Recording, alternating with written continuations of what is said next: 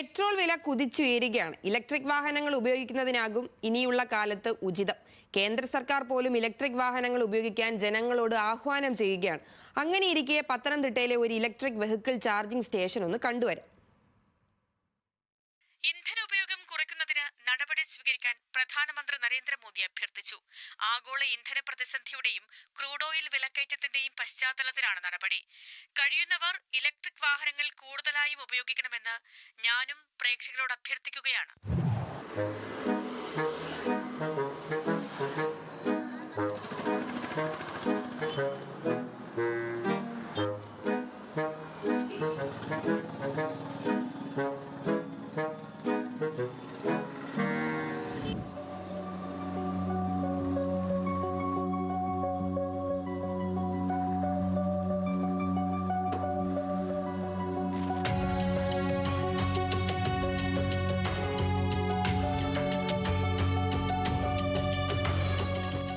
Electric, petrol, diesel, കാറോ ബൈക്കോ എന്തുമായിക്കൊള്ളട്ടെ, ധൈര്യമായി ഇവിടേക്ക് എത്തി പാർക്ക് ചെയ്യാം. ₹1 പോലും ഫീസ് നൽകേണ്ടതില്ല. പക്ഷേ പദ്ധതി ആരംഭിച്ചതിൻ്റെ ഉദ്ദേശം അതായിരുന്നില്ല. ഇലക്ട്രിക് വാഹന ഉപയോക്താക്കളെ പ്രോത്സാഹിപ്പിക്കുന്നതിനായിട്ടായിരുന്നു സർക്കാർ വക KSEB നേതൃത്വത്തിൽ ചാർജിംഗ് സ്റ്റേഷനുകൾ ആരംഭിച്ചത്. എന്നാൽ പത്തനംതിട്ട നഗരത്തിന്റെ ഹൃദയഭാഗത്ത് KSEB പവർ ഹൗസിനോട് ചേർന്നുള്ള ചാർജിംഗ് സ്റ്റേഷന്റെ അവസ്ഥ ഇങ്ങനെ.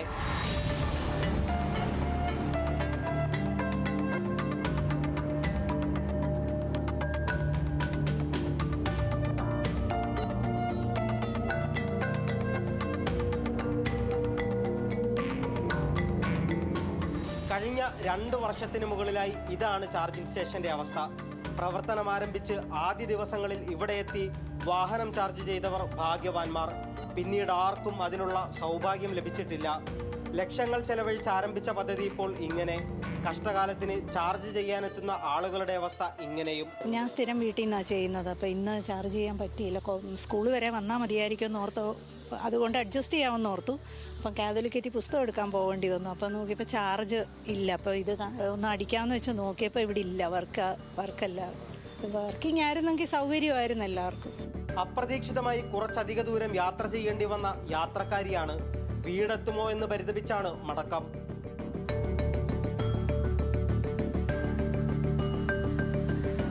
KSEBയുടെ ആപ്പിൽ ഈ ചാർജിംഗ് സ്റ്റേഷനെ പറ്റിയുള്ള വിവരങ്ങൾ ഇപ്പോഴും ലഭ്യമാണ്. അതറിഞ്ഞെത്തുന്നവർ നിരാശരായി മടങ്ങും.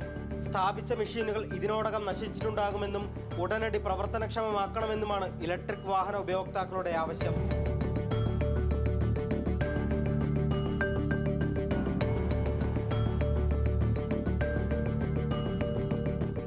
ന്യൂസ് മലയാളം, പത്തനംതിട്ട.